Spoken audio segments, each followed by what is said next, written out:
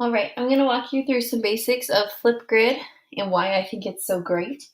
Um, Obviously, I live in the virtual world, and so my students don't actually have the opportunity very often to come together with their peers face to face. That's not something that is required at Academy because our students are with us for a wide range of reasons.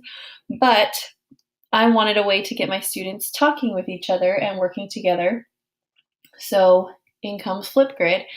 And I wasn't sure how it was going to go because we have kids who will just skip discussion posts because they don't want to write or interact and they would rather just take the zero, or they won't submit a presentation because they're really nervous. But for some reason, those same exact kids all submitted Flipgrids. This wasn't an assignment that was skipped by any of my students. So I don't know what it is about Flipgrid. Maybe it's that it's an app on their phone that they get to open up and do their homework in. But they love it and they are more than happy to do these assignments for me. So I'm going to walk you through what it looks like to set up a grid for your students, and I can kind of show you some of the grids that I've got. Some cool things that Flipgrid does that kind of made me excited is it shows you engagement time. So it's time students have spent in Flipgrid recording videos, responding to peers, uploading videos, things like that. And so I've almost got 2 days worth of my students going in and interacting with their grids, which is incredible because I only had about 40 students in here doing Flipgrid this semester. It was my first go around with it. But they spent a lot of time and they did a really great job. And so I'm really proud of them. What an assignment looks like. Well, here, we'll look at this one. This one's a bit overwhelming. So my students here, they were choosing stories to read and then they were responding to the story that they decided to read. And so in here, you'll see there's like a funny picture of me. There's also a video that they watch that kind of explains to them what it is that they needed to do in order to be successful. And then you can see here, so here's one student's grid, and then here's all of the responses to him. And these are all video responses.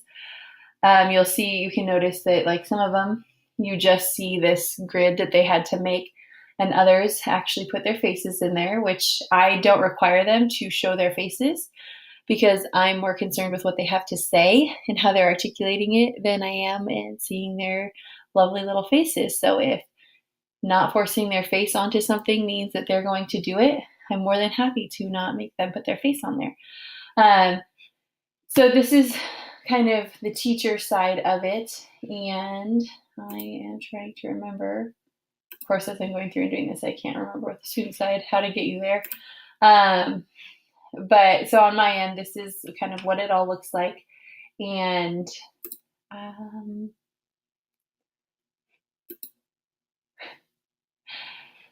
okay, so we're going to just set up a grid for you guys. So we're going to make a new grid and we'll make it for a classroom just because that's what you're going to do. And we're going to build our grid, and so you can view the grid as a student here, or you can use this code. You can also just send this grid into your Google Classroom and then your students click on it and it takes them right to it, which is what I like to do. And so we're all set. And the first thing, it always is going to give you this class intros. If you don't want that, you can delete that topic. And you can make things active and inactive as you please so that students aren't always posting in there if you don't want them in there. It's totally up to you. And I'm going to go ahead and I'm going to keep this class intros.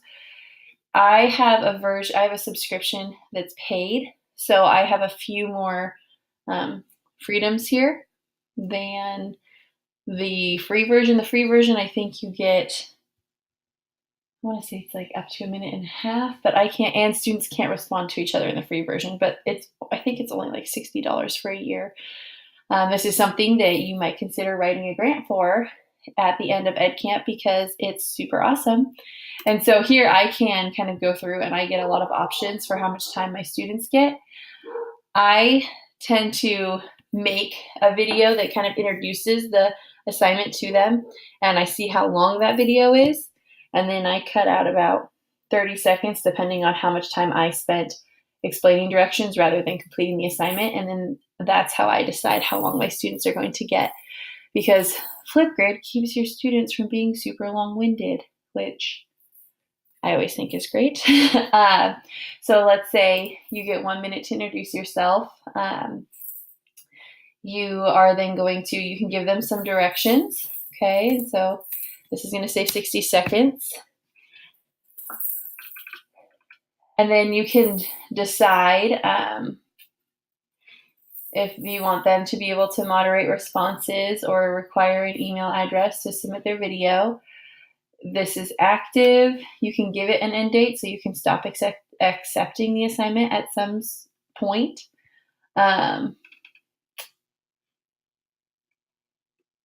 Here you can attach if you need to attach anything to it. And then this is kind of where it's fun. So students respond to each other. They can do stickers and drawings. They can do emojis. And then they can actually reply. So that means they record a video to respond to one another. And I like to make things with my students private.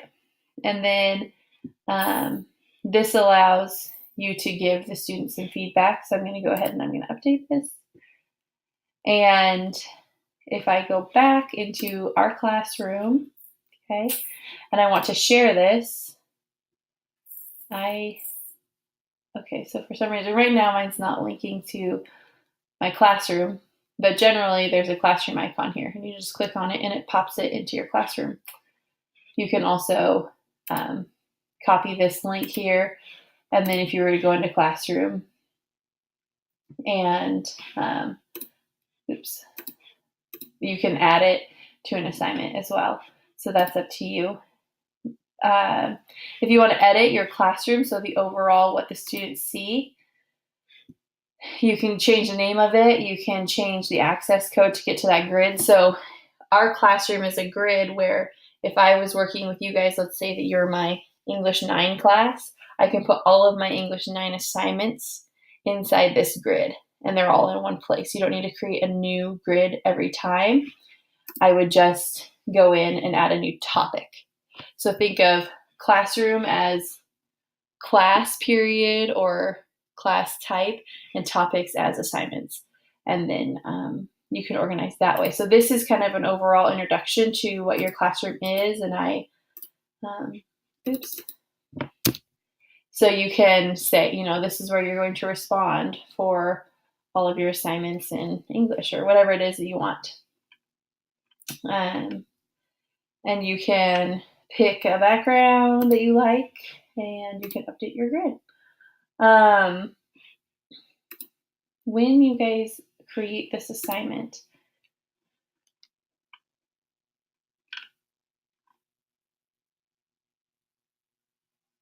you should be able to, and I don't know why it's not showing up right now, but create your own grid that explains to them how to do that.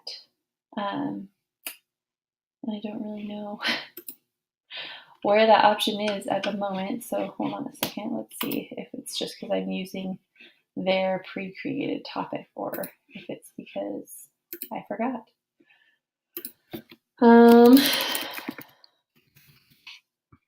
Okay, so then